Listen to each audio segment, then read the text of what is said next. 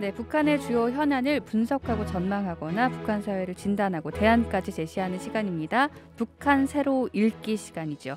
국민통일방송 데일리 NK 이광백 대표님 모시고 이야기 나눠보겠습니다. 대표님 안녕하세요. 네, 안녕하세요. 네, 자 북한 정부가요 협동농장에 농기계 수천 대를 전달했다는 소식이 좀 들어와 있다고요. 네, 지난 예. 9월 말이었는데요. 황해 남도 일대에 농기계 5,500대를 전달을 했습니다. 대규모인데요. 네. 뭐 그래서 그랬을까요? 9월 25일 날 해주시 광장에서 이 네. 수천 대의 농기계를 줄을 맞춰서 쭉 세워놨습니다. 마치 열병식 하듯이 세워놓고 네. 군중 집회를 진행을 했고요. 그리고 그 다음 날 26일 아침부터는 오후 늦은 시간까지 이 기계를 이제 각 군으로 전달했고 네. 또 각 군에서는 각 리와 마을로 요걸 전달을 했습니다. 뭐 도로 상황은 좋지 않았기 때문에 5,000대가 넘는 기계들이 이제 한꺼번에 이동하면서 네. 각 농장에 도착하기까지 시간이 많이 걸렸고요. 네. 그런 일도 벌어졌답니다. 이걸 이제 군에 갖다 놨는데 군에서 각 리로 이걸 끌고 가야 되는데 운전수가 부족해가지고 아이고. 이걸 뭐 너무나 오래 걸렸다는 그런 일도 있었습니다. 자, 그렇게 뭐 우여곡절 끝에 농기계를 전달을 했는데 어떤 농기계들이 구체적으로 좀 전달됐는지 알 수 있을까요? 네, 일단 가장 많이 전달이 된 것은 소형 벼 수확기입니다. 이렇게 벼 베는 거죠. 벼 베는 기계요. 이게 2,500대 정도 이번에 전달이 됐고요.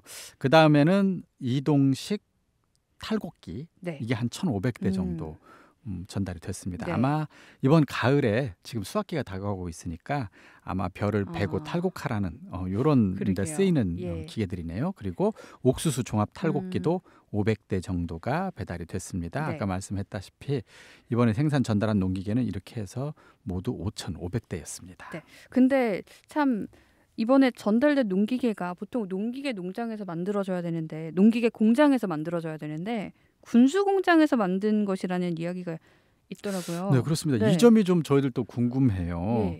아직까지 정확한 이유는 지금 취재하지는 못했습니다. 다만 왜 농기계 공장에서 이걸 만들지 않고 군수 공장에서 만들었을까? 예측을 해보면 이런 이유가 있을 것 같습니다.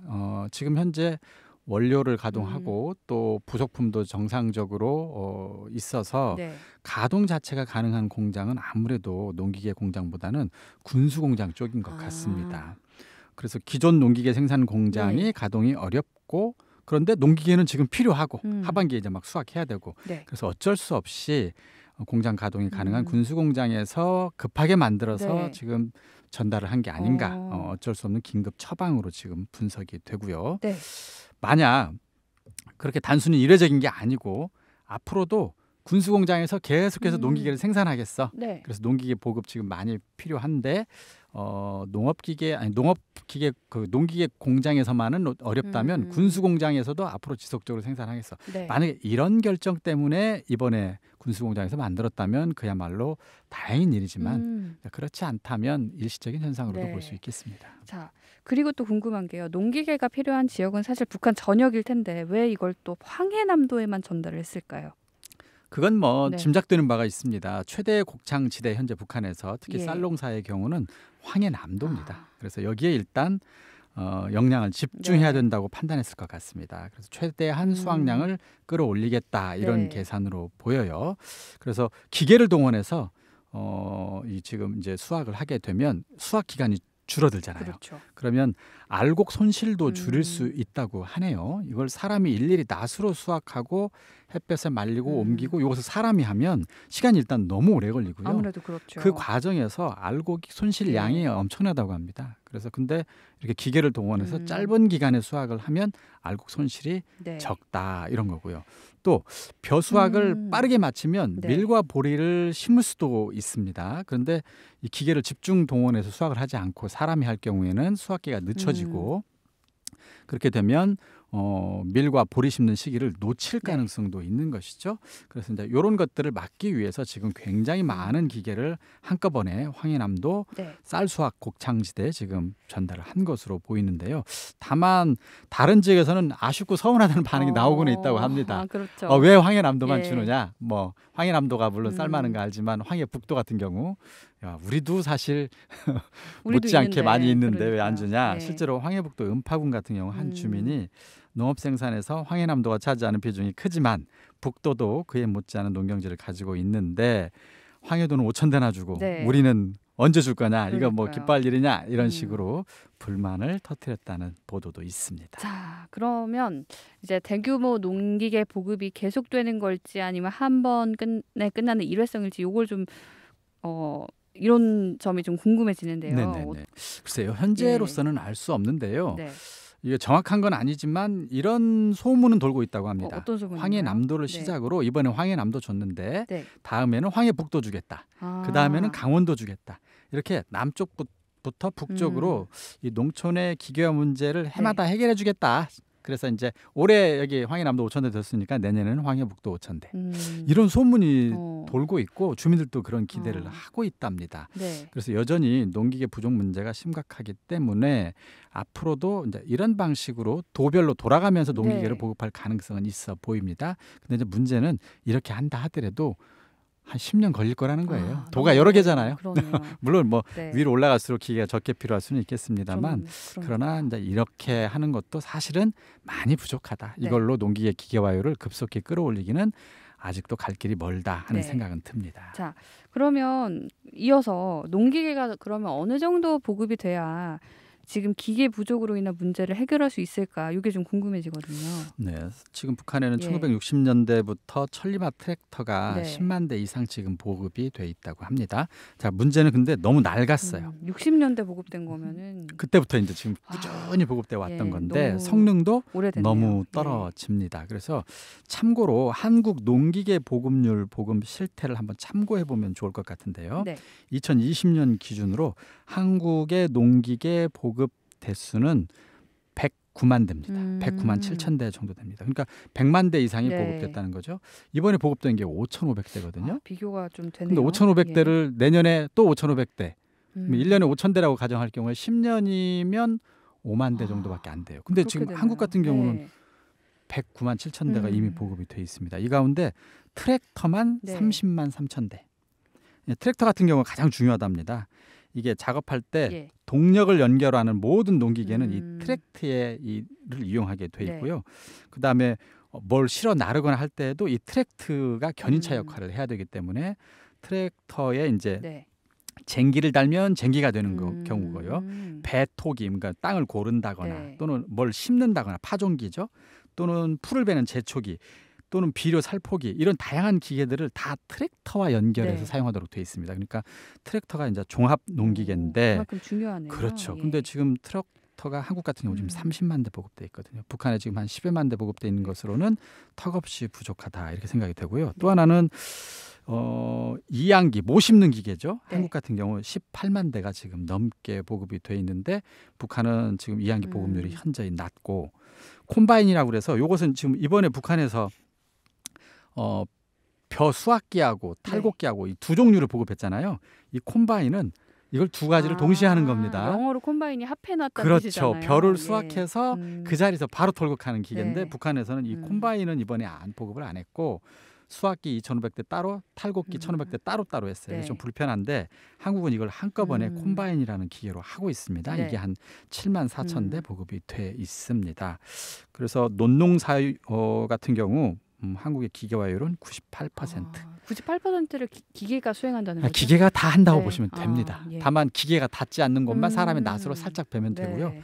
98%는 다 기계가 한다 이렇게 보시면 되겠는데 북한의 농기계화율은 지금 정확히 분석은 안 돼 있지만 지금 아까 얘기했던 100만 대까지는 예. 갈 길이 너무너무 멀다고 보셔야 될 것 같습니다. 남북한 비교를 해보니까 또 좀 극명하게 부족한 상황이 드러나는 것 같은데 더군다나 뭐가 네. 문제냐면 북한 한국보다 오히려 북한의 예. 농지 면적이 더 넓습니다. 넓어서요. 예, 한국은 지속적으로 농지 면적이 줄었거든요. 농업 국가가 아니라 네. 이제 공업이라든가 3차 산업 국가로 변모해 왔기 때문에 농업 경제 면적이 적은데도 기계의 보급률은 훨씬 높은 것이죠. 네. 그래서 기계화율을 사실상 달성했다고 봐야 되는데 북한은 아직도 손으로 농사짓는 사회다 네. 이렇게 보셔야 될 것 같습니다. 한국을 빨리 따라잡아야 북한도 어느 정도는 또 경쟁력을 갖추겠네요. 네. 자, 그리고 또 묘한 게 농기계 전달 행사를 하던 이날 노동당 정치국 회의도 열렸다면서요? 예, 같은 날에 열렸고요. 농사 실태 점검했고요. 농업 정책을 집행하기 위한 결정서를 채택을 했습니다. 주요 내용 보면 세 가지 정도입니다.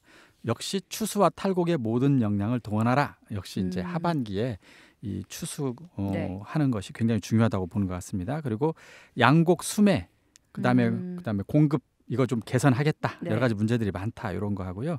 마지막에 양곡을 집행할 때 이 정책을 방해하는 현상은 엄하게 처벌하겠다. 이렇게 주장하고 있습니다. 이건 아마 양곡을 중간에 빼돌리거나 아마 이런 현상들을 처벌하겠다는 의미로 보입니다. 그렇군요. 자, 이번 노동당 정치국 회의에서 또 농업 문제를 이렇게 집중해서 다룬 이유는 뭐 이미 많이 전해주신 것 같지만 그렇죠. 한번 정리해 주시죠. 사실 뭐 지금 식량 문제가 지난 3년 코로나가 벌어지면서 조금 더 심각해진 것으로 그렇게 알려져 있어요. 이게 아마 가장 큰 문제일 것 같고요. 정치국 회의까지 하면서까지 이 문제를 해결해 보자고 지금 애쓴 모습을 볼 수가 있습니다. 그만큼 주민들의 시선도 좀 의식을 그렇습니다. 한 거네요. 그리고 실제로 내용을 보니까요. 옥수수 생산량 이거 계획량에 못 미쳤다고 합니다. 지금 계획량의 3분의 1 또는 3분의 2밖에 생산이 안 됐다는 내용이 지금 나오고 있고요. 밀, 보리, 감자 이런 것들도 예년에 비해서 지금 식량 작황이 좋지는 않은 상황입니다. 그래서 이거 수확을 제대로 해도 식량이 부족할 수도 있지 않을까 이런 우려가 나오고 있습니다. 근데 최근 또 식량 가격 동향을 보면 좀 떨어지고 있다는 얘기도 들리던데요. 아무래도 북한에서는 보릿고개라고 할 수 있는 3월부터 5월까지는 식량난이 굉장히 심각해지고요. 그리고 수확이 좀 시작되는 여름부터 특히 7월, 8월, 9월 특히 9월 들어서부터는 가격이 떨어지는 이런 모습을 보이고 있어요. 그래서 지금 현재 이제 10월로 들어섰기 때문에 자연스럽게 가격은 떨어지고 있는 것으로 보입니다. 북한 쌀 가격 지금 7월 말부터 하락을 하고 있고 지금 구구절 맞아서 일부 주민들에게 잎쌀, 찹쌀, 밀가루 등 공급되면서 가격이 좀 떨어졌습니다. 대략 한 10%에서 15% 정도 떨어진 것으로 그렇게 조사가 되고 있고요. 9월 18일 기준으로 평양이라든가 신의주 해산의 옥수수 가격도 한 5에서 8% 정도 떨어졌습니다. 그래서 2,840원, 2,950원. 그리고 해산은 조금 비싸네요. 3,200원 정도 이렇게 조사가 되고 있습니다. 쌀값보다는 조금 덜 떨어졌죠. 그래서 수확기로 접어들면서 다소 안정되는 모습은 보이지만 예년에 비해서는 여전히 가격이 좀 높고요. 하반기에 수확량이 예년에 비해서 좀 적다는 이런 소문이 퍼지면 조금 더 가격이 오를 수도 있지 않을까 걱정은 됩니다. 자, 수확기가 됐으니까 이제 식량 부족 문제가 좀 해소되기를 기대합니다만 만약에 뭐 이런 노력에도 불구하고 식량 부족 사태가 계속된다. 어떤 대책이 좀 있을까요? 그렇습니다. 지금 식량 부족 문제에 대한 걱정이 여전히 이어지고 있는데 그중에 한 예가 9월 27일 날 총참모부 지휘부 식량공급소에서 구구절을 맞이해서 군관들 배급을 줬어요. 그런데 2달분 배급을 줬는데 군관 본인들 배급만 줬습니다.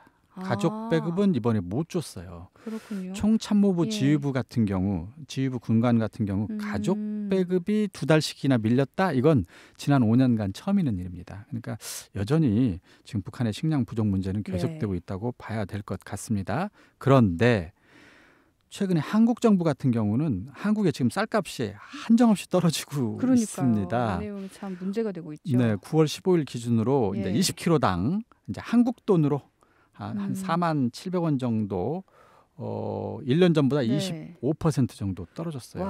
이게 쌀이 너무 많이 생산됐고 먹는 사람은 없고 이래서 지금 쌀이 남아 돌고 있는 상황인데 이것 때문에 정부가 억지로 공공 비축미 용도로 한 45만 톤. 그다음에 일단 시장에 쌀을 좀 줄여보자. 쌀 가격을. 시장이 줄여야 쌀 가격이 더 떨어지지 않을 것이다. 이렇게 해서 시장에서 직접 사들인 쌀이 대략 또 한 45만 톤 해서 도합 90만 톤을 일단 정부가 급하게 사들이거나 사들일 계획입니다. 올해 쌀 생산량이 23%나 돼요. 그러니까 생산한 쌀의 거의 4분의 1은 지금 못 먹고 남아 있습니다. 이걸 새로 들어선 윤석열 정부가 이걸 북한에 보내는 정책을 검토 중입니다. 그러니까 북한 당국이 식량 부족 사태가 조금 더 계속될 거라고 판단되면 한국 정부에 이걸 긴급 요청하는 것도 방법이 될 수 있겠습니다. 자, 그러려면 또 지금 여러 가지 풀어야 될 문제가 많으니까 좀 평화적인 분위기부터 조성을 해야 되지 않을까 싶습니다. 오늘 북한 새로 읽기 시간에는요. 북한의 농기계 대량 보급 상황과 하반기 식량 사정 짚어봤습니다. 이광백 대표님과 함께했습니다. 고맙습니다. 네, 감사합니다.